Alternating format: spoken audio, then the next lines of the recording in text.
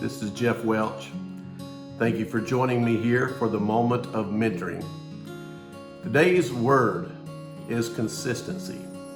I'm holding a little golf ball in my hand, and this golf ball has never been hit. It's a brand new golf ball, and it's amazing. This small ball is engineered to go straight, go far. It has little dimples in it so that it catches the air just right. So if the spin's on the ball at a certain angle with the club, depending on which club that you use, it makes it either go high or it keeps it lower on the ground.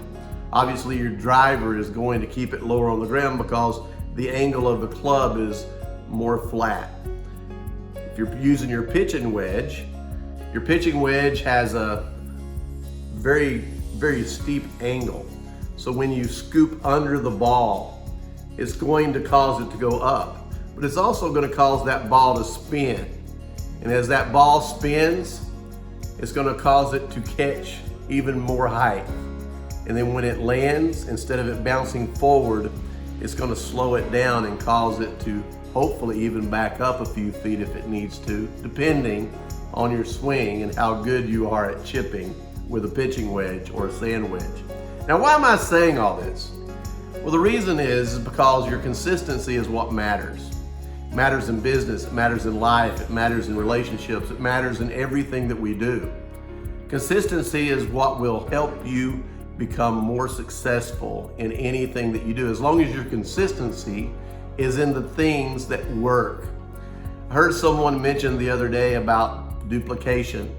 And the whole point about duplication, they were being critical of it. They said, I know what I'm doing, and everyone that I bring into my organization, if I don't duplicate with them and I do things my own way, then so be it. I'm gonna lose 95% of them anyway. Well, that type of attitude is just terrible in my opinion, because if we actually do have a business where we want to duplicate good behaviors, good mindsets, good attitudes, good actions, good principles, all the things that work that cause you to be a successful business owner and someone you can trust more than anyone else should be yourself.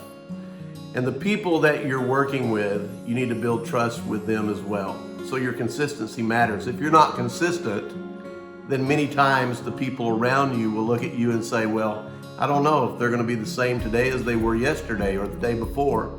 They change every day, or they change their direction every day, or they change their methods or their strategies every day.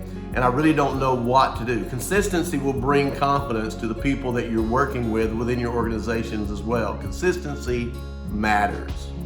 Now, if you're on a golf course, consistency also matters, right? So you're going to stand a certain way, you're going to practice standing correctly, you're going to keep working on that stand and that posture until you become better at what you are doing, right? That's what you do on a golf course. You're going to hold your club a certain way, your fingers around your club a certain way, you're going to make sure your grip is a certain tightness around that golf club, and you're going to swing the same way. You're going to keep those knees bent, you're going to keep your back straight, you're going to keep your shoulders straight, you're going to make sure that you do everything according to consistency.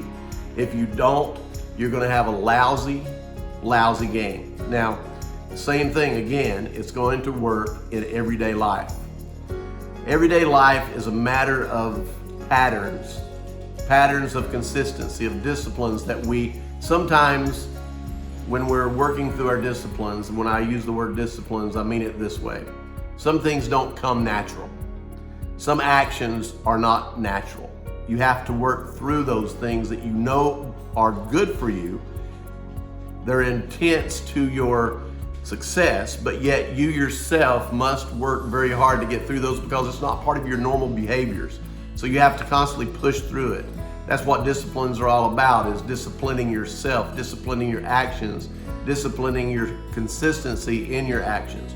So if you are consistent with your disciplines, eventually what's going to happen is all the things that seem a little uncomfortable or a little odd or a little out of place, not so easy for you, it's going to make it much better around the corner, because what's going to happen in the near future, all the things that were tough, were very inconvenient, maybe a little bit odd and quirky for the way that you do things. It's a little out of sync for your normalities, but yet you know it's the right way to do it.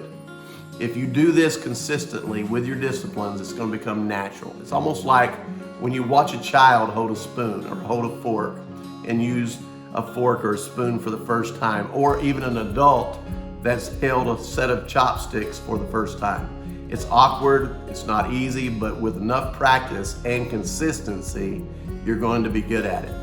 This is Jef Welch, Moment in Mentoring, and I hope this helps you to understand. Just keep pushing forward and make yourself the best you possibly can.